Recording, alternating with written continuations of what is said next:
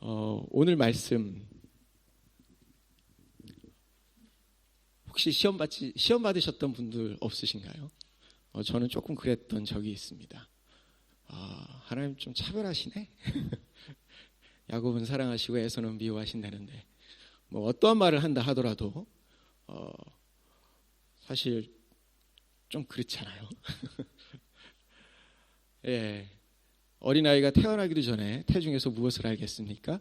그런데 하나님께서 큰 자가 어린 자를 섬길 것이다, 이렇게 예언해 주셨죠. 창세기에서도 또 말라기에서도 그리고 로마서에서도 그렇습니다. 계속 반복적으로 나옵니다. 내가 야곱은 사랑하고 에서는 미워한다. 언뜻 들으면 특히 요즘에 화두가 되는 거 있죠. 소수자 차별 금지법 뭐 이런 것들. 하나님 차별하신다. 하나님 구약 역사를 보면 좀 민족을 차별하신다. 전쟁을 통해서도 너무 좀 잔인한 부분이 있으신 것 같다. 이런 생각 충분히 해볼 만합니다. 그것을 좀 더 넘어서 어줍지 않게 말씀을 알면 판단하게 됩니다. 차별은 나쁜 거야. 특히 연약한 자, 소수자를 차별하는 거, 그건 도저히 더 이상 용납할 수 없어. 하나님은 이스라엘 민족의 하나님일 뿐이야. 민족신이야. 우리는 좀 더 공동의 연대를 가진 그런 정의, 이제는 이런 정의를 부르짖어야 할 때야. 이렇게 생각하는 분들이 많죠. 그래서 기독교를 욕하고 또 하나님의 정의를 폄하합니다. 이거를 조금 더 크게 확장을 하면 무엇입니까? 나의 정의감, 나의 선의, 우리의 정의, 우리의 선함이 하나님의 주권과 충돌할 때입니다. 종종 그럴 때가 있습니다. 가치관의 충돌, 정의의 충돌. 이럴 때 우리의 선택은 어떻게 해야 할까요? 오늘 그런 말씀을 조금 생각을 해보면 좋겠습니다. 특별히 주인공이 되는 야곱과 에서, 그리고 야곱과 에서를 축복하는 이삭. 우리 믿음의 조상 이삭이 아니라 좀 인간적인 면으로서의 이삭과 그리고 야곱, 에서를 좀 살펴보면 좋겠습니다. 자, 이삭하면 뭐가 생각이 납니까? 저는 어렸을 때부터 이삭하면 그냥 어려서부터 모태신앙, 대표적으로 좀 부유한 집안의 3대째 장로님이, 그런데 태어나서 풍족하게 그리고 자연스럽게 하나님 받아들이면서 사는 형통한 자의 모범이죠. 흔히 이삭이라고 우리는 그렇게 많이 들었습니다. 제가 그랬습니다. 이삭이 사실 그렇게 형통의 심벌이 될 만합니다. 왜냐하면 성경의 표현도 그렇습니다. 엄청난 거부였던 아브라함의 상속자죠. 요즘 상속자 드라마도 있지만 상속자입니다. 그리고 성경에도 이렇게 표현됩니다. 뭐만 심으면 100배의 소출을 얻습니다. 그래서 마침내 거부가 되었다, 이렇게까지 말씀하십니다. 비도 잘 안 오고 거친 그런 광야 같은 곳에서 농사만 지으면 100배의 소출을 얻어요. 어마어마한 거부가 됩니다. 그래서 이삭을 두고 형통했다. 게다가 이삭의 삶을 보면 아브라함이나 야곱이나 다른 우리 믿음의 조상들과는 달리 특별히 고통을 이겨낸 흔적을 찾아보기가 쉽지가 않습니다. 네, 이삭은 그런 인생을 산 것 같습니다. 하지만 이삭의 현실이 어땠을까요? 우리가 이삭 당사자가 된다고 한번 가정을 해보죠. 이삭이 마침내 거부가 되었다라는 그 말씀, 그 다음 절이 뭔지 아십니까?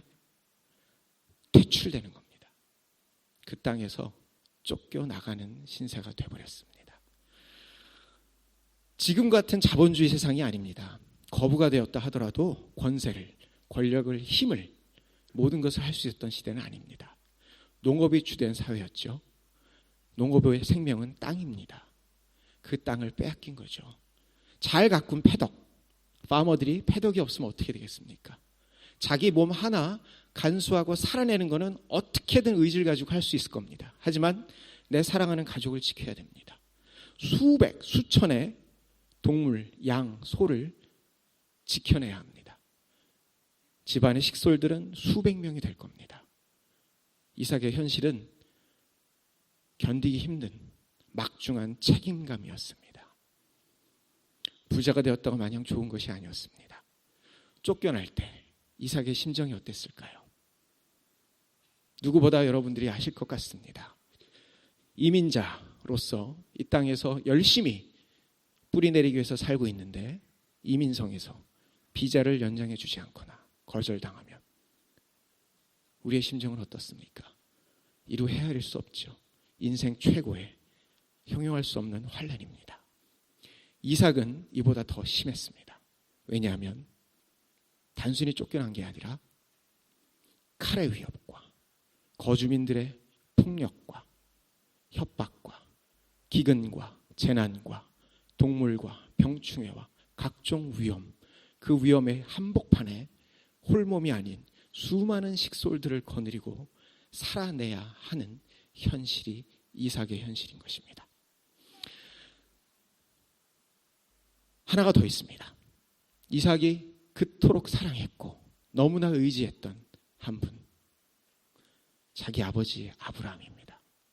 그 아브라함이 사랑하는 사라 어머니가 남겨주었던 땅, 남겨주었던 우물들, 아브라함의 다른 자녀들 다 내보내면서도 끝까지 사랑하는 아들 이삭에게만은 이 많은 우물들을 너한테 줄 거야. 이 땅을 너한테 줄 거야. 왜? 하나님의 유업이니까. 너는 그것을 잘 관리하고 키워서 열국의 아비가 돼야 돼. 이런 놀라운 사명을 이삭에게 준 것입니다. 이삭의 마음이 어땠을까요? 쫓겨나가는 그 신세. 이제 사랑하는 아버지, 어머니가 남겨준 우물인데 그 우물이 파괴되는 것을 봅니다. 우물이 막혀지는 겁니다. 흙으로 쏟아붓습니다. 그것을 죽으라고 다시 파냅니다. 물이 나옵니다. 다시 한번 그 거주민들이 강도같이 다가와서 그 우물을 다시 한번 파괴시킵니다. 또 파괴시킵니다. 다른 곳으로 가서 또 죽으라 하고 우물을 팝니다. 아버지가 남겨주었던 나에게 있어서 정말 정금 같고 보석 같은 내 아버지의 선물. 그러나 이 선물은 다시 한번 파괴됩니다. 이것이 이삭의 현실이었습니다. 너무나 막중한 책임감과 그리고 이삭이 느꼈을 씀직한 그의 심정 어땠을까요? 가슴을 치고 울 것입니다. 나는 무능하다. 나는 열등하다. 나는 내 아버지만도 훨씬 못하며 나는 하나님의 유업을 받을 자격도 없는 자이다. 아버지의 선물이 파괴되어 나갈 때 정말 찍소리 하나 못하고 어디 가서 하소연 한마디도 못하고 쫓겨나가는 자기의 신세를 탓하며 이렇게 외쳤을 것입니다. 나는 무능한 자이구나. 나는 열등한 자이구나. 나는 태어나지 말았어야 할 것 아니었나. 차라리 내가 제물로 드려졌을 그때 하나님께서 나를 살리지 않으셨다면 차라리 그게 좋았을 텐데. 제가 이삭이었다면 충분히 그렇게 생각했을 것 같습니다. 이것이 이삭의 현실입니다. 이러한 우리들의 현실 앞에, 이삭의 현실 앞에 그의 눈에는 무엇이 보였을까요? 두 아들입니다. 늦게 얻은 쌍둥이 아들, 천군 마마를 얻은 아들. 이때 당시에 힘은 아들이고 자랑은 아들입니다. 전사의 화살통이 곧 아들의 힘입니다. 두 아들이 자라납니다. 야곱과 에서. 근데 자라면서 둘을 보니 너무나 다릅니다. 너무나 다르죠. 에서는 피부가 붉고, 붉고란 얘기는 힘이 있고 장사란 얘기입니다. 민첩합니다. 이때 당시에 농업사회, 사냥꾼, 전사, 실력자, 워리어입니다. 이삭은 그렇게 자라납니다. 아무것도 없을 것 같은, 아무 생명도 없는 광야에 홀로 가서 거기서 무언가를 이루어냅니다. 따라가고 매복하고 눈치 빠르게 기민하게 움직여서 사냥감을 잡아내고, 그리고 나중에도 야곱을 만날 때 나오지만 장정만 집안에서 400명을 데리고 나갑니다. 에서는 통치력, 리더십이 있었고 에서는 사내였고 장부였습니다. 야곱이 이런 에서를 볼 때 그 느낌이 어땠을 것 같습니까? 특히 아버지들, 우리가 내색은 하지 않지만 이런 느낌 받아보신 적 있습니까? 사랑하는 아들아, 아빠를 닮지 않아줘서 참 고맙구나. 이삭이 에서를 보면서 아마 이런 마음 가졌을 겁니다. 나를 닮지 않은 너의 모습, 내가 그토록 되고 싶었던 그 모습, 나에게 모자란 그것 네가 가지고 있구나. 너는 내 아들이야. 너는 내 아들이야. 너는 내가 못한 거를 넌 이뤄낼 수 있어. 너는 내가 아버지께로부터 받은 아브라함, 그 유산, 파괴되어버린 저 유산을 다시 회복시킬 수 있어. 너는 나의 소망이야. 너는 나의 계획이야. 이렇게 생각했겠죠. 그래서 에서는 이삭의 자랑이고, 에서는 이삭의 현실이지만 그 현실을 극복할 수 있는 이삭의 힘이었습니다. 반면에 야곱은 어땠을까요? 야곱은 어머니의 장막, 리브가의 장막 안에 있는 걸 좋아했고, 홀로 있는 걸 좋아했고, 조용한 성품이었습니다. 이런 야곱을 보면서 이삭은 어릴 적 추억을 생각했을 겁니다. 이삭이 해야 할 일이 많습니다. 청년의 시절, 아버지 아브라함이 일궈놓은 수많은 식솔들, 가업들, 기업, 여기에 상속권자로서 열심히 참여해야죠. 움직여야죠. 일해야죠. 성실해야죠. 근데 이삭은 어땠습니까? 산속에서 홀로 묵상하기를 좋아했고, 조용했고, 그리고 늦게 얻은 아내 리브가의 품속에 있고 그녀를 사랑하기에 바빴습니다. 로맨티스트요, 낭만적일 수 있으나 광야 족장의 시대에 절대 걸맞는 자질은 아니었습니다. 그것이 이삭의 모습입니다. 자기의 모습을 야곱에게서부터 발견합니다. 그리고 생각합니다.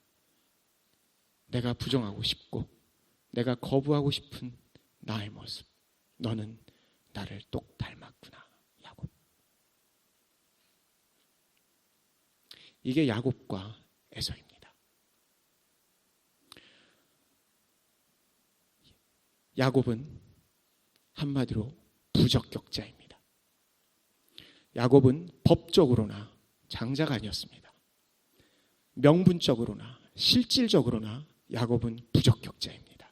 미달자입니다. 뿐만 아니라 더 나아가서 야곱은 이 이삭의 하나님의 유업을 받으면 안 되는 사람입니다. 부족해도 너무 부족했습니다. 속입니다.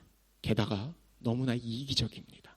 사람을 관리할 수 있는, 사람과 올바르게 관계할 수 있는 지혜도 능력도 없는 부적격자가 야곱입니다. 그러기에 어떻게 이삭이 야곱을 축복할 수 있겠습니까? 어떻게 이삭이 하나님의 예언이 수십 년 전에 있다 하더라도 그것이 진짜 내가 야곱을 축복해야 하는가? 라는 실질적인 해석이 될 수 있었겠습니까? 이게 이삭의 현실입니다. 우리는 이러한 현실에 맞닥뜨리지 않습니까? 이게 꼭 성경에 나오는 이삭만의 현실이고 이삭만의 문제라고 볼 수 있겠습니까? 그렇지 아니합니다. 중요한 것은 이 현실을 우리가 공감하고 이해할 수 있지만 아무리 눈 씻고 보아도 여기에 하나님께서 끼어들 여지가 없습니다. 심지어 이삭에게조차도 하나님께서 끼어들 여지가 없습니다. 아브라함, 그 아버지 아브라함을 보십시오. 며느리 리브가를 얻기 위해서 아브라함은 기도하며 준비하며 오랜 세월 동안 인내하였습니다. 그렇게 해서 얻은 아내가, 며느리가 리브가, 이삭의 지금 아내 리브가입니다. 그런데 이삭은 자기의 사랑하는 그토록 사랑하는 에서의 며느리를 얻기 위해서 얼마나 준비했고 하나님 앞에 기도로 간구했습니까? 그런 모습이 없습니다. 오히려 에서는 이방 여자 2명을 데리고 와서 삽니다. 그것이 어머니 리브가와 아버지 이삭의 유일한 근심이었다고 합니다. 그만큼 이삭은 범사에 하는 일에 하나님을 얼마나 찾았는지 우리가 의구심을 갖습니다. 에서도 마찬가지입니다. 에서가 하나님을 찾았다는 얘기는 정말 한 구절도 찾아볼 수 없습니다. 배우자를 찾을 때도 그랬습니다. 가정을 일굴 때에도 그랬습니다. 가업을 이어받고자 장자권을 찾을 때에도 그랬습니다. 심지어 본인이 좋아하는 사냥을 할 때, 요리를 할 때에도 하나님을 찾았다는 흔적은 없습니다. 야곱도 없습니다. 우리가 야곱에게 유일하게 희망을 걸만하지만 야곱은 하나님을 이때까지 찾은 적이 없습니다. 속이고 도망하고 그가 그토록 장자권을 원했다면 하나님 앞에 애쓰고 씨름하는 모습이 있어야 되는데 오히려 속이고 음모하고 빼앗는 너무나 야비한 장면들입니다. 안타깝게도 리브가 어머니에게도 없습니다. 이삭의 가문이 하나님의 유업을 받는 선택받은 가문이었으나 어느 누구를 보더라도 어느 식솔들을 보더라도 하나님을 찾았다는 흔적은 우리가 도저히 찾을 수가 없습니다. 그래서 하나님께서 말씀하십니다. 이런 상황 가운데 홀로 준비하는, 홀로 기대하는, 홀로 위로받는 그 에서를 향한 이삭, 그 이삭을 향해서 하나님께서 이렇게 말씀하시죠. 내가 에서는 미워한다.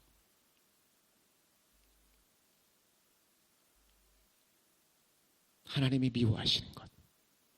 지금 이삭의 이러한 현실에도 하나님을 찾지 아니하는 이삭과 에서와 야곱과 리브가의 강팍함, 저들의 희미함, 하나님께서 에서를 미워한다라고 말씀하십니다.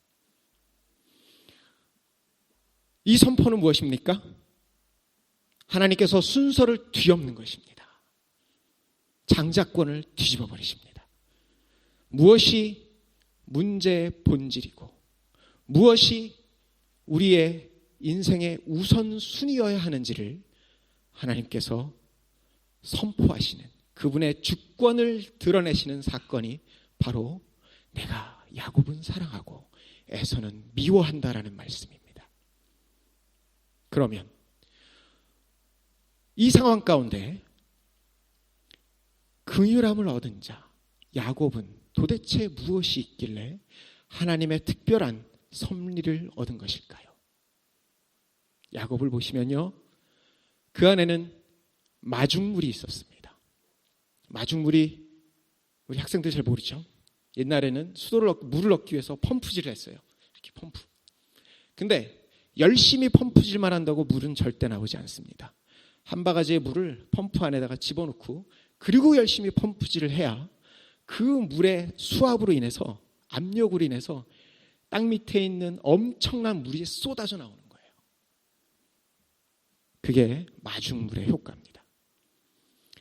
야곱의 심령, 야곱의 마음 가운데 하나님의 축복을 향한 마중물이 있었어요. 그것은 뭐냐 하면 야곱의 우선순위입니다. 야곱의 소원함입니다. 야곱은 압니다. 내가 부적격자고 내가 무능한 자야.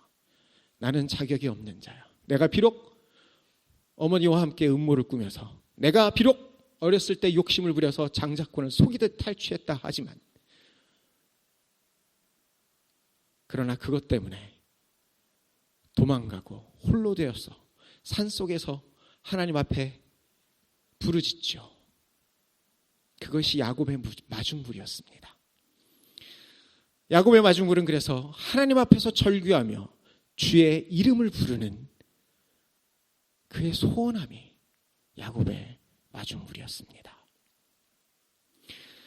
그래서 창세기 32장 26절에 이렇게 표현합니다. 요셉이 천사, 곧 하나님의 주권과 하나님의 선하심이라는 하나님의 천사와 씨름할 때입니다. 그 씨름할 때 환도뼈, 허벅지 뼈죠. 여기가 깨지면서 이 뼈가 깨지면 서지도 못하고 걷지도 못합니다. 그러면서 부르짖습니다. 끝까지 부여잡고 부르짖는 것이 당신이 내게 축복해 주지 아니하시면 내가 당신을 가게 하지 않겠습니다. 라고 부둥켜 잡습니다. 이것이 야곱의 마중물입니다. 지난주에 수넴 여인이 엘리사를 부여잡으며 끝까지 잡으며 이렇게 외치죠. 내가 하나님의 살아계심과 당신의 영혼의 살아있음을 두고 맹세하노니 내가 당신을 떠나지 않겠나이다. 엘리사가 또 스승이 엘리야를 향해서 3번이나 외쳤던 그것이 이것입니다. 내가 당신을 떠나지 않겠습니다. 그러면 야곱도 수넴 여인도 엘리사도 엘리야도 우리 믿음의 선진들의 공통점은 무엇입니까? 바로 하나님을 향한 절규입니다. 절규입니다. 자, 이제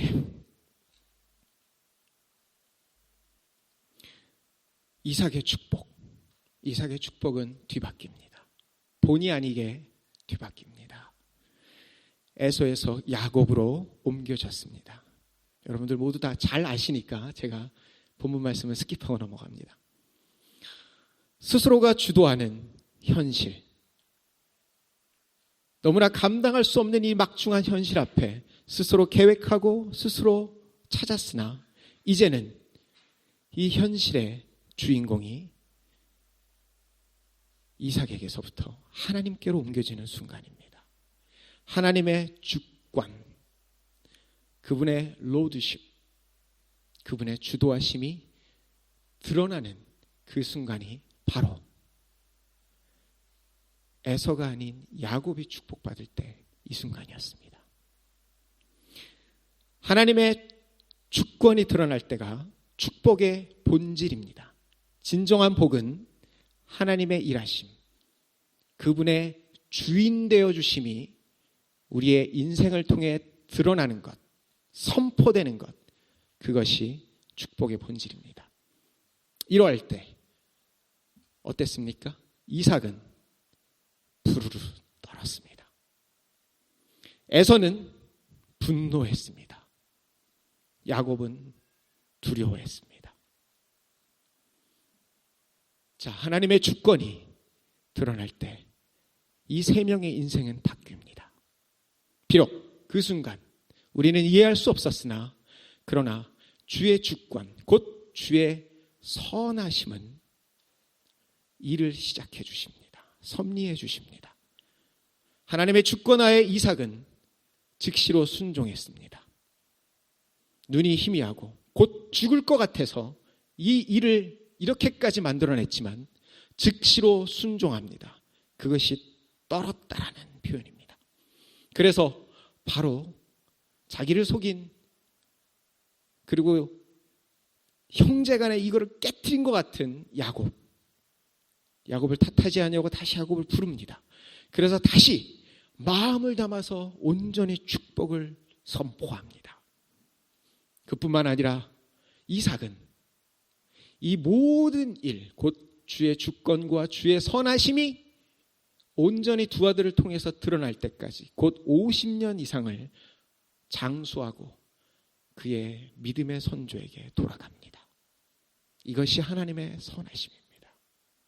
하나님의 주권이 드러날 때 야곱은 두려워 떨었고 살기 위해 도망갔지만 그러나 그때부터 믿음의 여정이 시작됩니다.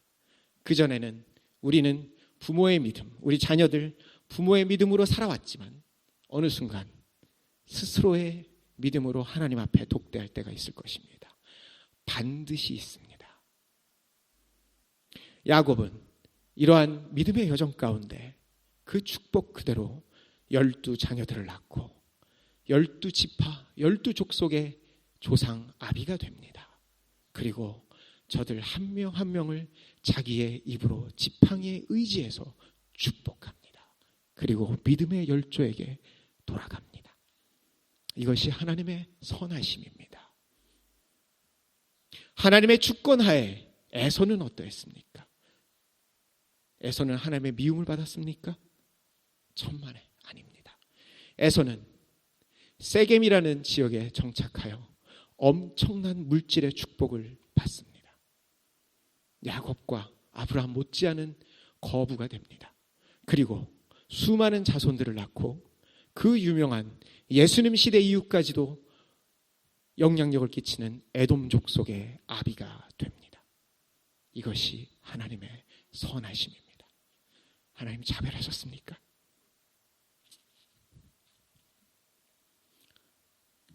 하나님은 공평하신 하나님이십니다.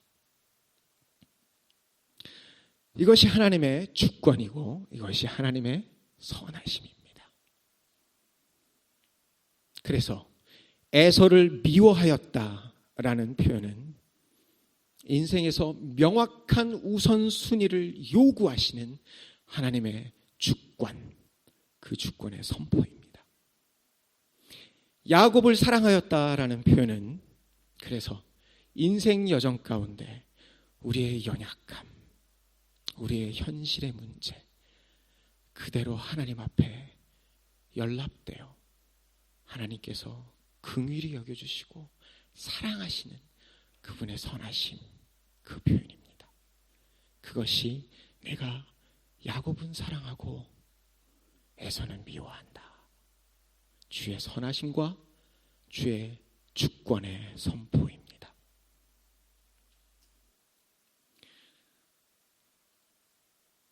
제가 마지막으로 우리 목장 모임에서 잠깐 소소한 간증을 나눴는데요. 오늘 간증을 나누면서 마치도록 하겠습니다. 한 약 2년 전에 저도 뉴질랜드 와서 여러 번 힘들었습니다. 3년, 4년 전에 정말 죽을 만큼 힘들었습니다. 그러나 하나님께서 기적적으로 살려주셨고 또 일을 이루어주셨고 채워주셨습니다. 그래서 그러한 기적 가운데 있음에도 불구하고 시간이 지나면서 또다시 결핍을 느꼈고 또다시 굉장한 외로움과 또 연약함과 또다시 재정은 완전히 바닥이 난 상태였습니다. 이럴 때 성교관에 오픈식은 해야 하고 사람들은 물밀듯이 옳터이고 공사는 하다 말았고 그리고 모든 일에 있어서 홀로 있었던 것 같습니다. 너무나 힘들었고 답답했던 그 상황 가운데 그냥 무작정 산에 갔습니다. 통가리로 산이죠. 그냥 무작정 가다 보니 아무 준비도 하지 않고 그리고 도착하니 이미 오후가 되었습니다. 늦은 시간이죠. 하지만 답답하고 미칠 것 같아서 무거운 발걸음으로 올라갔습니다. 늦은 시간이었기에 또 평일이었기에 아무도 없었습니다. 올라가는 내내 아무도 없었고 날은 찌부둥했습니다. 근데 여러분 가보신 분은 아시겠지만 통가리로 산 정상을 가려면 반드시 지나쳐야 됩니다. 어딜 지나치냐면 우리 마오리 족속들이 이렇게 신성시한다는 붉은 산이 있습니다. 아주 시뻘건 산입니다. 정말 날씨 안 좋을 때 홀로 있을 때 그 산을 보면 사실 공포감이 들 정도입니다. 옛날 화산 활동으로 용암이 마그마가 분출해서 돌 속에 있는 모든 철 성분을 싹 다 녹인 다음에 그것이 산화되면서 완전히 붉게 물들어버린 그런 산입니다. 그곳을 지나가는데 두려웠습니다. 시간도 늦었고 날씨도 흐리고 아무도 없었고 제 마음도 너무나 무거웠던 그 순간 이해할 수 없는 도저히 상식적인 그 수준보다 더 무서운 공포감에 휩싸이게 됐습니다. 그러면서 마치 그 산이 나를 향해서 정죄하는 듯이 얘기합니다. 너는 누구냐? 네가 무엇이관데 너 따위가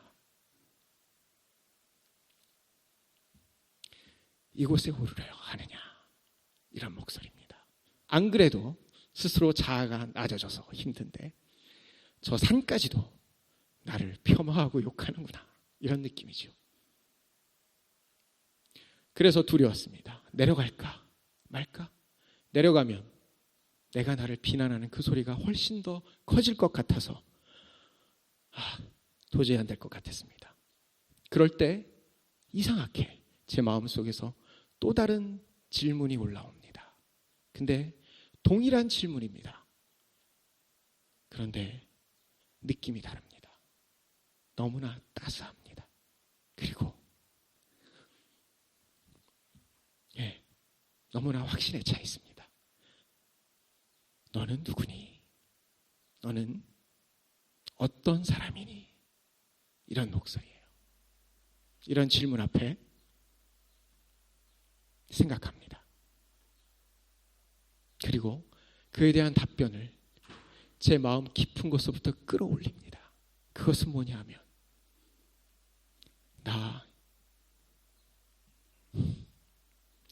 나 이래봬도 하나님의 은혜 받은 자야.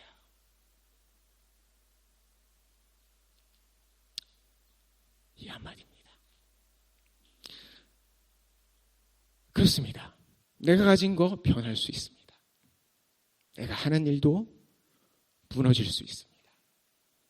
나의 가정도 흔들릴 수 있습니다. 나의 정체성, 자아도 누군가한테 공격받으면 피 흘리고 힘들어합니다. 그런데 도저히 흔들 수 없고 도저히 깨트릴 수 없는 것 하나가 있는데 그것은 내게 베푸신 하나님의 은혜라는 겁니다. 그래서 외칩니다. 저 산을 향해서 외칩니다. 나 이래봬도 나 하나님의 은혜 받은 자다. 사람은 아무도 없으니까 큰 소리로 외칩니다. 너 사나. 너 교만한 사나. 너는 수천 수만 년 동안 생명 없는 이 땅에서 왕 노릇하지만 나는 하나님의 은혜 받은 자이다. 너는 생명이 없으나 나에게는 예수 그리스도의 생명이 있는 자이다. 너는 너의 스스로의 힘으로 저 구름을 뚫을 것처럼 키가 높아 나를 정죄하고 비난하지만